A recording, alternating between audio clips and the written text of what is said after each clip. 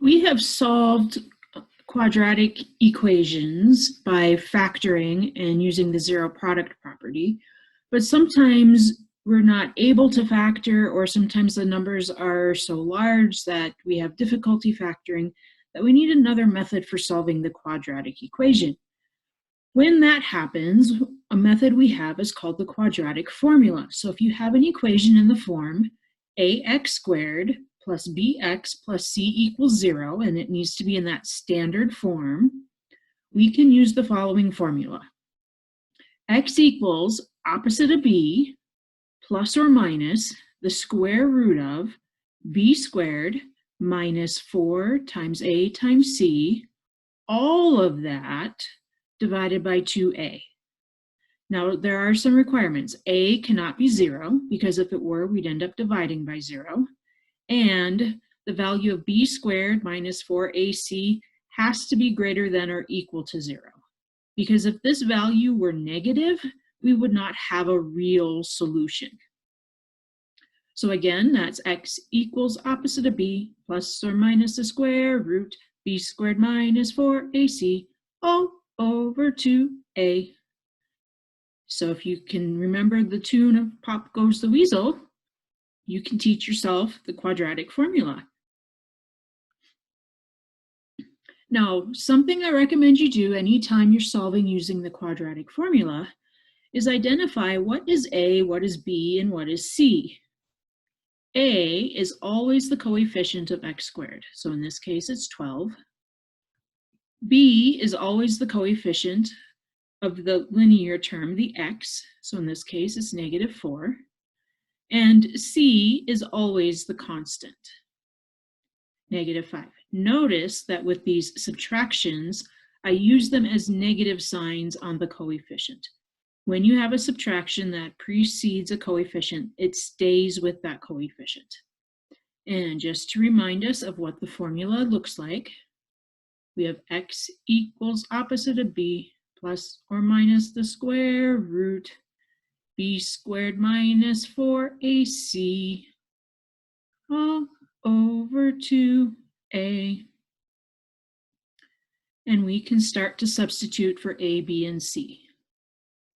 So we have x equals opposite of negative 4 plus or minus the square root, and we're going to square negative 4. Notice I put that negative 4 in parentheses, and that's because when you square a negative, you're going to be taking a negative times a negative. And if you do this in a calculator, it's very important you have parentheses.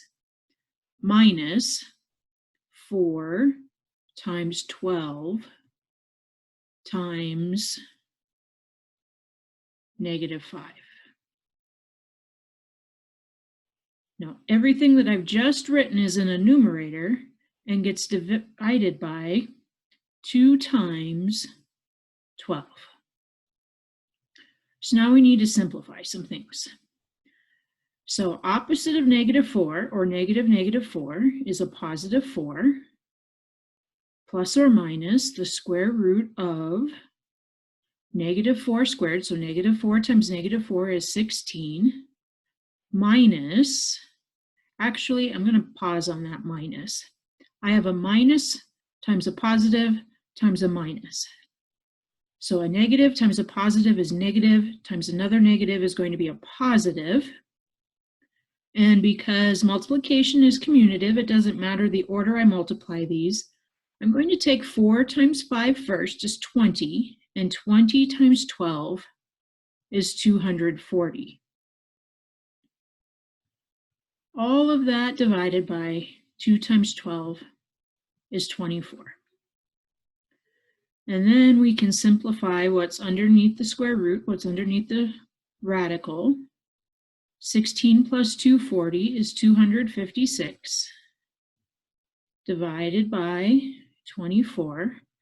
Now, if you don't know the square root of 256 off the top of your head and you don't have a calculator handy, you can go to desmos.com/scientific, and you'll have a calculator that you can use.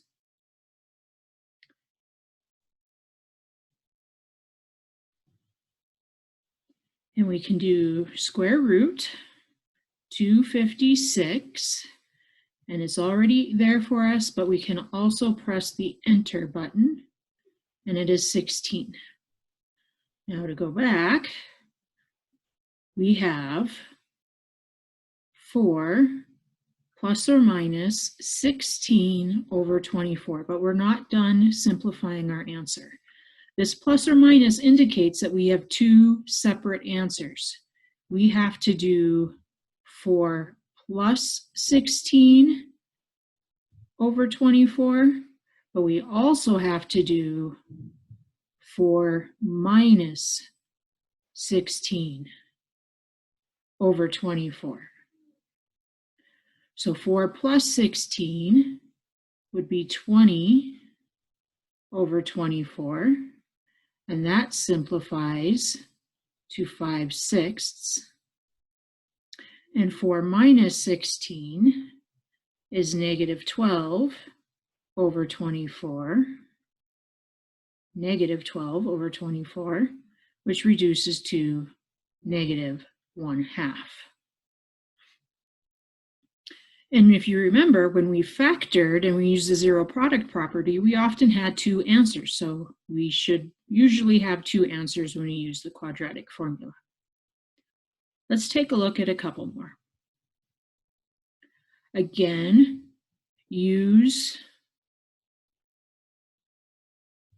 x equals negative b plus or minus the square root b squared minus 4ac all over 2a, and identify the value of a, identify the value of b, and identify the value of c. If you don't see a coefficient on x squared, remember that's going to be a 1. So our a value is 1, our b value is negative 6, and our c value is 5. So if we refer to our formula, we're going to have x equals the opposite of negative 6 plus or minus the square root of negative 6 squared, again that negative 6 is in parentheses, minus 4 times 1 times 5. All of that gets divided by 2 times 1. So the opposite of negative 6 is 6, plus or minus. Negative 6 squared is a positive 36. We have a negative times a positive, so we will have a minus. 4 times 1 is 4, times 5 is 20. All of this over 2. So we have 6 plus or minus the square root of 16 over 2. And the square root of 16 is 4 over 2. So just like before, we need to take 6 plus 4 and divide it by 2. So that's 10 divided by 2 is 5. But we also need to take 6, subtract 4, and divide it by 2. So that becomes 2 divided by 2 is 1.